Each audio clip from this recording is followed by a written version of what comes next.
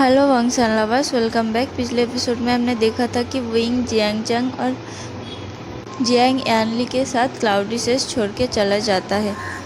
Cloudy cess छोड़ के जाने के बाद उन लोगों ने डिसाइड किया कि वो गुसू सिटी में किसी इन पे एक हफ्ता ठहरेगा। उस एक हफ्ते में वो लोग गुसू सिटी का अलग अलग एरिया में ट्रैवल करेगा, नाइट हंट करेगा और उसके बाद यूनबक के लिए अपना जर्नी स्टार्ट करेगा। दूसरी तरफ लानवांगजी विंग के जाने के बाद वहीं पे स्टिफ्ट खड़ा था। उसे तब समझ भी नहीं आया था कि क्या हो गया। विंग ने उसे ऐसे बात क्यों की और वो वहाँ से छोड़ के जाने की बात क्यों कर रहा था। तभी लैन चिरान के पास एक डिसिपल आया और उसके कानों में कुछ कहा। उस डिसिपल के बात को सुनने के बाद लैन चिरान तो मानो गुस्से से पागल हो गया। उसने लानवांगजी की तरफ देखा और चिल्लाते हुए कहा, वांगजी, तुमसे मैंने ये कभी भी एक्सपेक्ट नहीं किया था। तुम पर मुझे गर्व था, लेकिन तुम अब तो तुम मुझे सरप्राइज़ के ऊपर सरप्राइज़ दिए जा रहे हो। सच सच बताना कि तुमने क्लाउडी सेस का कितना नियम को तोड़ा है।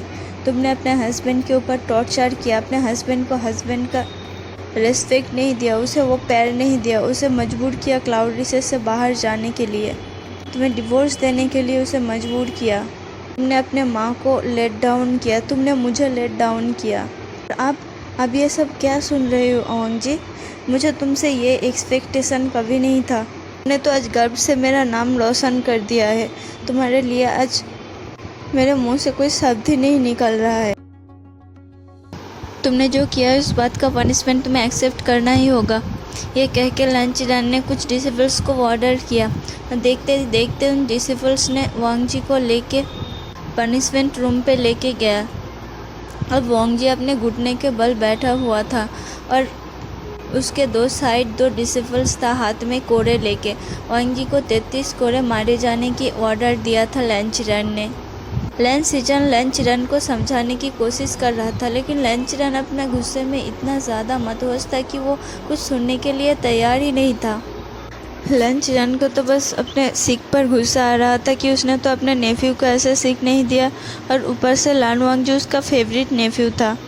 उसने कभी भी वांगजी से ये एक्सपेक्ट भी नहीं किया था कि वांगजी ऐसा भी कर सकता है। दूसरी तरफ लैन चिरान को बहुत ज़्यादा समझाने की कोशिश कर रहा था कि लैन चिरान एक बार लान वांगजी का बात तो सुन ले, लेकिन लैन चिरान किसी भी बात को सुनने के लिए तैयार ही नहीं था। उसने उन डिसिपल्स को ऑर्डर दिया लान वांगजी को कोड़े मारने के लिए। उसे पूरा 33 कोड़े मारे जाने की घोषणा किया। लान वांगजी चुपचाप बैठा था। उसे पता ही नहीं था कि क्या चल रहा है, उसके साथ क्या होने वाला था। एक एक करके डिसिपल्स ने लान वांगजी को कोड़े मारना स्टार्ट कर दिया। लान वांगजी चुपचाप बैठा था और अपना पनिशमेंट एक्सेप्ट कर रहा था। उसे अंदर से पता था कि वो पनिशमेंट डिज़र्व करता है, लेकिन उसे इस बात के लिए कुछ भी कहा नहीं गया कि उसे किस बात के लिए सज़ा दिया जा रहा है। पर उसे इतना तो ज़रूर पता था कि जो भी हो, मुद्दा तो वेवुसियान ही है ना। एक वक्त के लिए उसे तो ऐसा लगने लगा कि वेवुसियान उसकी ज़िंदगी में आया ही क्यों। ये सब कुछ वेवुसियान के लिए हो रहा है। वेवुसियान के लिए उसकी ज़िंदगी उथल पुथल मच गई है।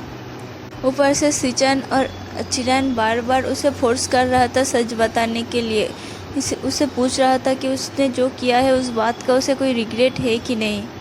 और लान वांगजी क्या कह रहा था उसे खुद भी पता नहीं था। उसे बस इतना पता है, जब कोड़े मारा जा चुका था उसे, तब उसने अपना सेंस खो दिया और सेंसलेसली गिर गया। लैन सिचान तुरंत जाके उसे पकड़ लिया। धीरे धीरे लान वांगजी ने अपना आंखें खोला। उसने देखा उसने पेट के बल जिंगसी पे लेटा हुआ है और उसके पास ही हिलर और लैन सिचान बैठा था। उसने पूछा, भाई?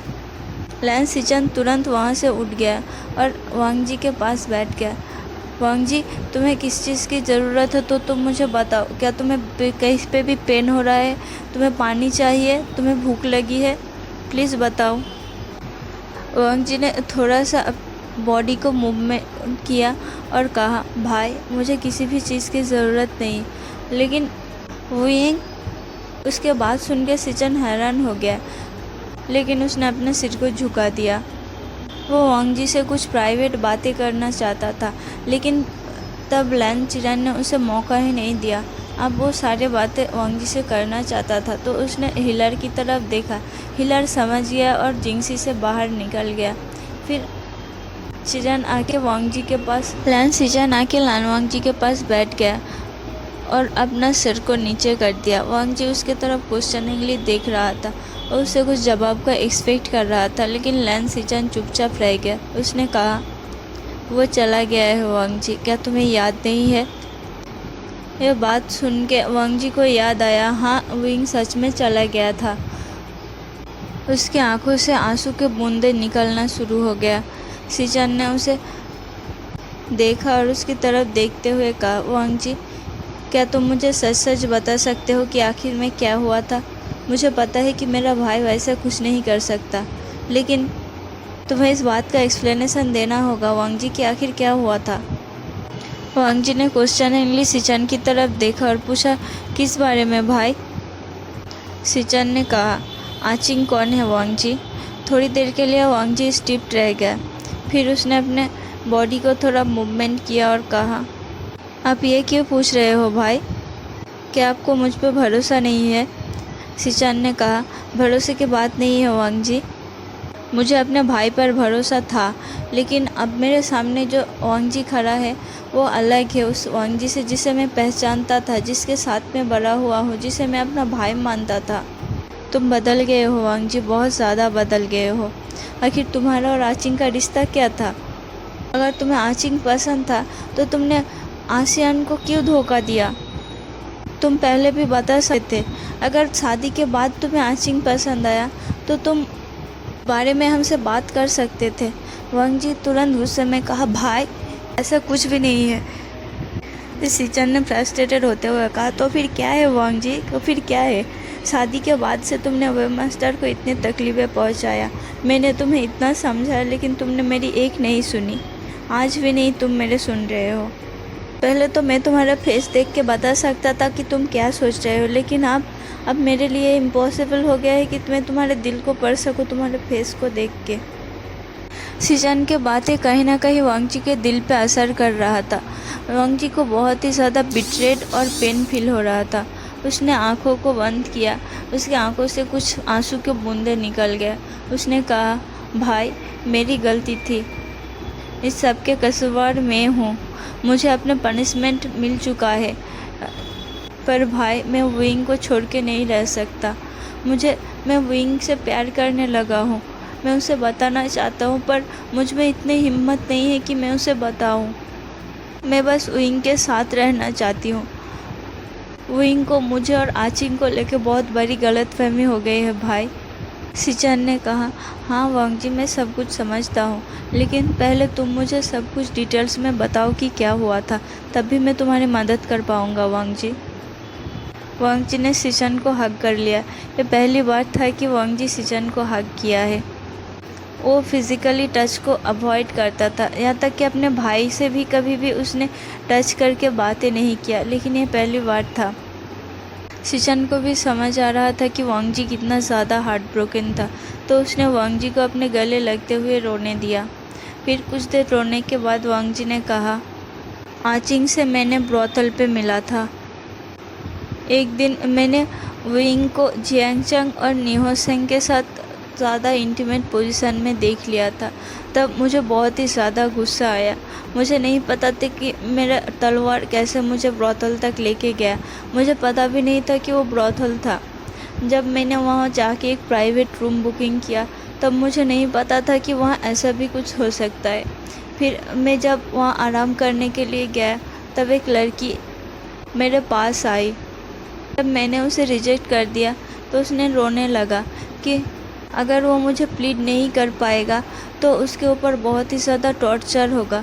उसे ज़बरदस्ती इस ब्रोथल पे रखा गया है और उसके साथ वैसा कुछ किया जा रहा था। वो अपने किस्मत के हाथों मजबूर था। तो मैंने उसे कहा कि मैं बाहर किसी को नहीं बताऊंगा, मैं बस वो मुझे टच ना करे, वो मुझे अपने हालत पे छोड़ दे, उसे उसका पैसा भी मिल जाएगा। लेकिन उसने कहा कि किसी को भी यकीन नहीं होगा।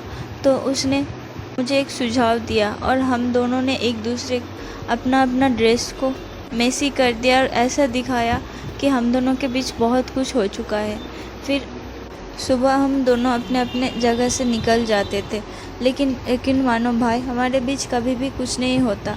मैं उस दिन के बाद बहुत ज़्यादा जेलस फील करने लगा। विंग को वासंग और जियांग चैंग के साथ मैं नहीं देख पाता था, इसलिए मैं हर रोज़ ब्रोथल चला जाता था। वहाँ जाके मैं अपने प्राइवेट रूम में जाता था और आचिंग भी हर रोज़ आती थी। इसलिए नहीं कि मैं अच्छा लगता था या फिर मुझे वो अच्छा लगता था, वो तो इसलिए आता था कि उस बेचारी को दूसरे मैन को सर्व किए जाने का इंस्ट्रक्शन मिलता था, लेकिन वो सब नहीं करना चाहता था। वो बस वहाँ से निकलना चाहता था कैसे भी करके, और मैंने डिसाइड किया था कि मैं उसका मदद करूँगा। इसलिए वो मेरे प्राइवेट रूम में आता था। वो प्राइवेट रूम के अंदर एक और प्राइवेट चैम्बर था। हम दोनों अलग अलग ही रहते थे भाई। सुबह उठ के हम दोनों एक दूसरे को ठीक करके निकल जाते थे। एक दिन मैंने आचिंग को वहाँ से बाहर निकलने का तरीका ढूंढ लिया और उसे अपना स्लेब बनाकर ब्रोथल से ख़रीद लिया।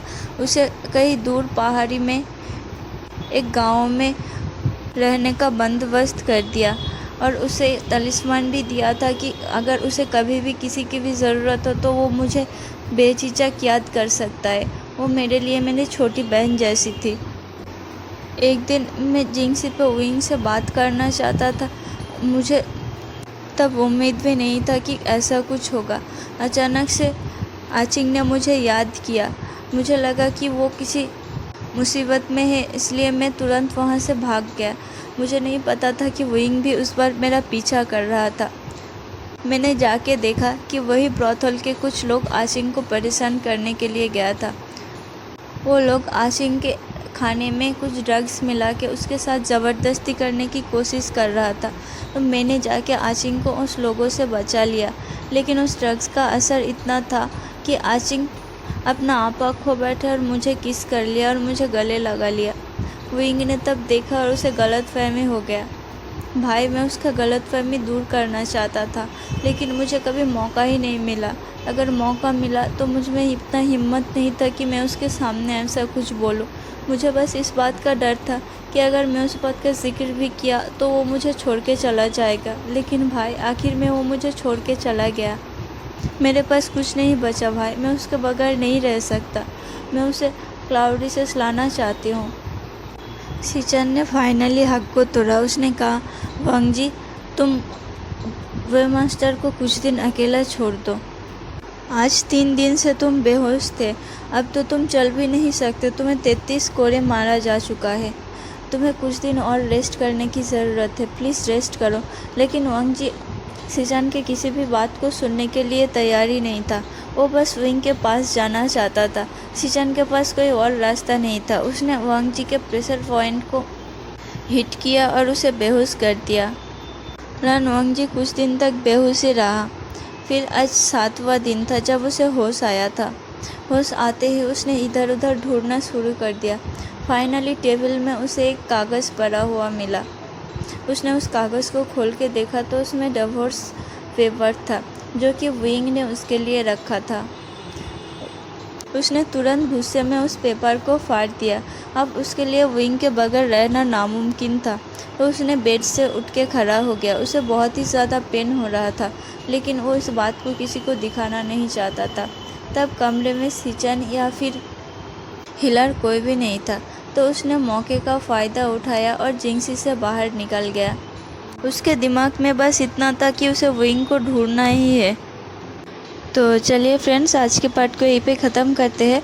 क्या लगता है आप लोगों को कि वांग जी विंग को ढूंढ पाएगा? अगर ढूंढ पाएगा तो क्या विंग वांग जी का बात सुनने के लिए तैयार होगा? आपका जो राय है प्लीज़ कमेंट में बताइएगा। और अगर आपको मेरे एक्सप्लेनेशन अच्छा लगा तो प्लीज़ वीडियो को लाइक कर देना और मेरे चैनल को सब्सक्राइब कर देना। और हाँ, एक सिस्टर ने कमेंट पे मुझे पूछा था कि इस स्टोरी का हैप्पी एंडिंग होगा या फिर सैड एंडिंग होगा। तो मैं सिस्टर को बताना चाहती हूँ कि स्टोरी का ऑफ कोर्स हैप्पी एंडिंग होगा। सैड एंडिंग को मैं भी प्रेफर नहीं करती, पर मुझे भी पता नहीं है कि स्टोरी कितना लॉन्ग तक होगा। मतलब मैंने स्टोरी कहीं पे भी नहीं लिखा है, मेरे दिमाग में जो आता जाता है मैं वही बोलती रहती हूँ। अगर स्टोरी ज़्यादा बड़ा हो जाएगा तो मैं इसको दोनों पार्ट में डिवाइड कर दूंगी, पर ऑफ कोर्स हैप्पी एंडिंग होगा, आप लोग टेंशन मत लीजिएगा। अगर पहला पार्ट में सैड एंडिंग होगा भी तो दूसरा पार्ट में हैप्पी एंडिंग ऑफ कोर्स होगा। तो bye bye for today and मैं आप लोगों को रिस्पॉन्ड का वेट करूँगी। प्लीज़ कमेंट में बताइएगा कि आप लोगों को स्टोरी कैसी लग रही है। मेरे वीडियो में ज़्यादा रिस्पॉन्ड नहीं आती तो मुझे लगता है कि आप लोगों को शायद स्टोरी अच्छी नहीं लगती। और मैं लाइक एंड अनटेम्प्ड एम्पुसा की भी पार्ट शेयर करूँगी, लेकिन पहले इसको ख़त्म करने दो, फिर मैं उसका पार्ट एक्सप्लेन कर दूँगी। तो बस यही कहना था।